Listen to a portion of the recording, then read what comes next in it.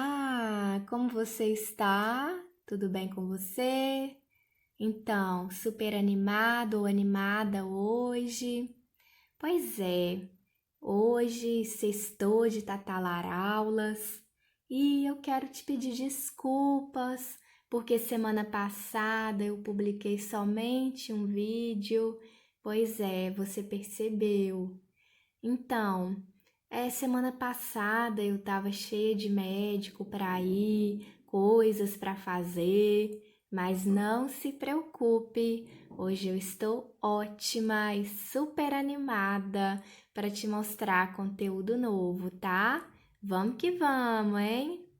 Então, hoje eu vou falar com você sobre a diferença do have, has para o did.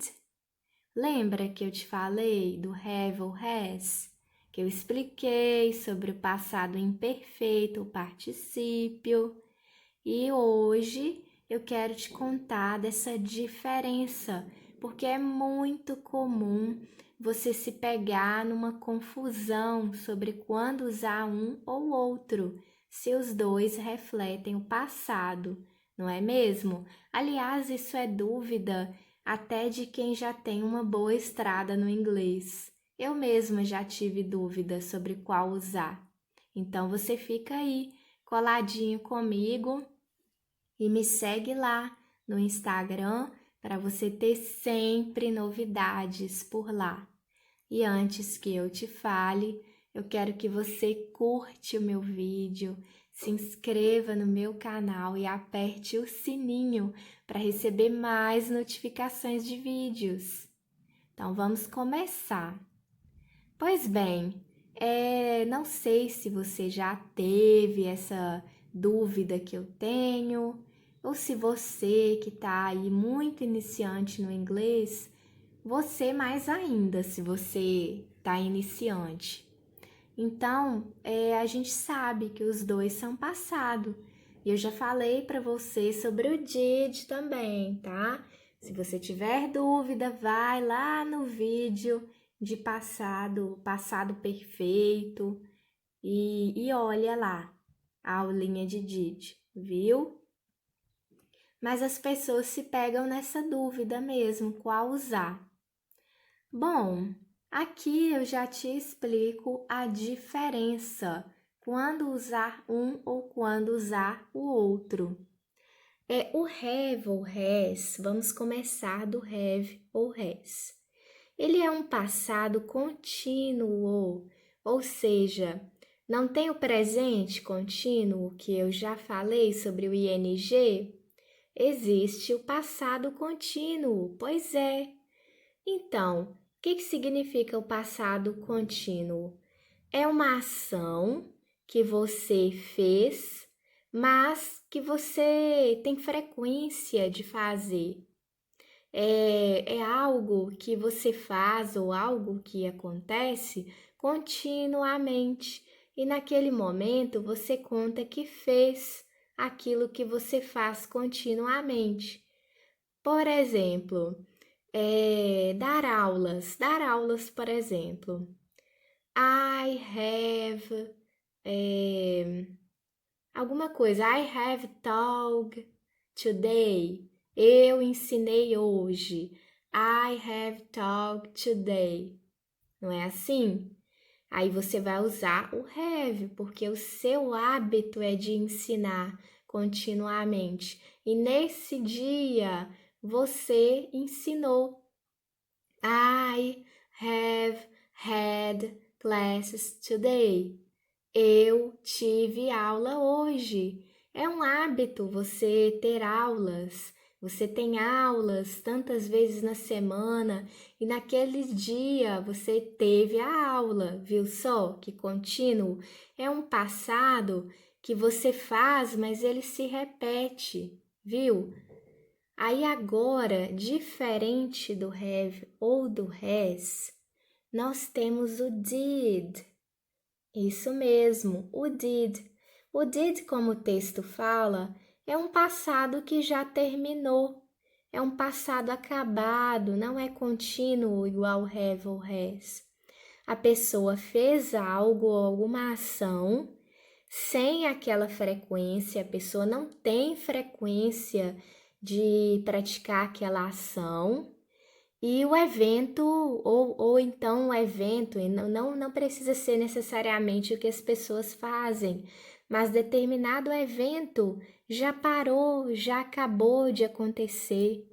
E nesse caso, a gente diz que a pessoa, por exemplo, fez, e não que ela fazia, igual tá no have ou has. Ela fez. Trata-se de uma ação acabada ali, viu só? Por exemplo, eu almocei, né?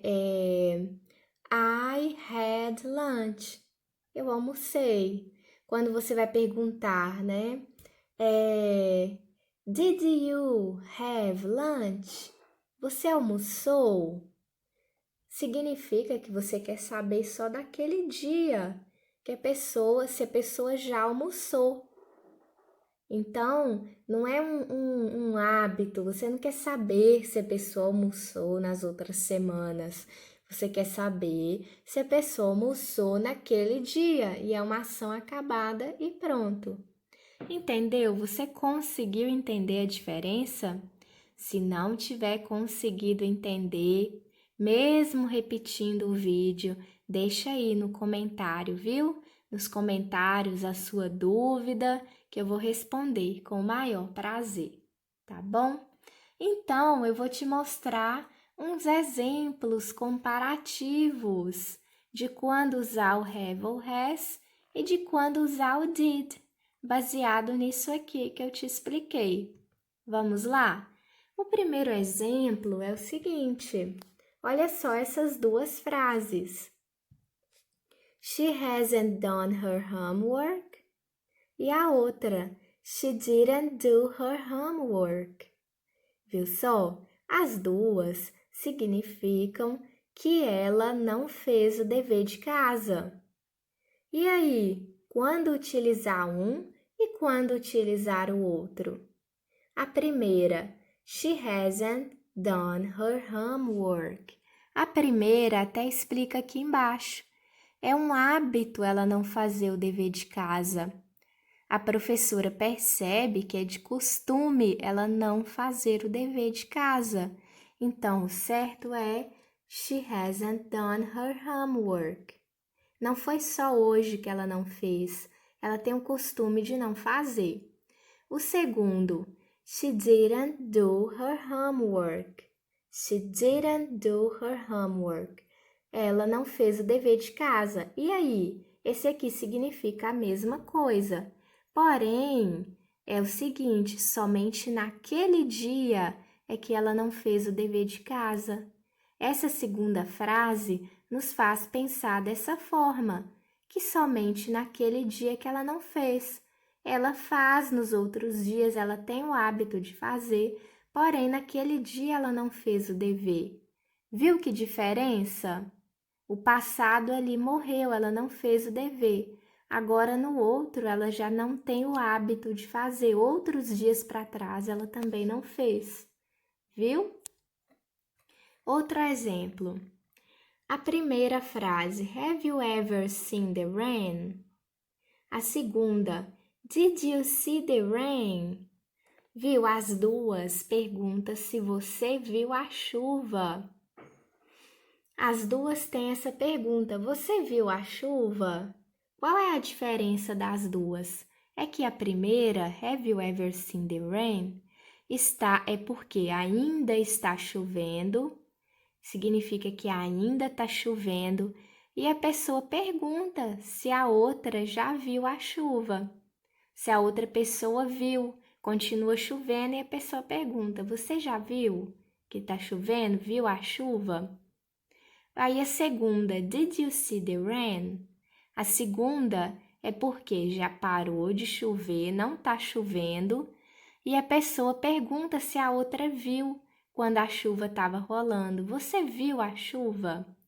Viu só que diferença de quando a chuva está rolando e a pessoa pergunta se a outra viu a chuva, e de quando parou de chover e ela pergunta se a outra viu a chuva.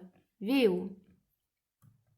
O outro exemplo, mais um exemplo para você. Olha só.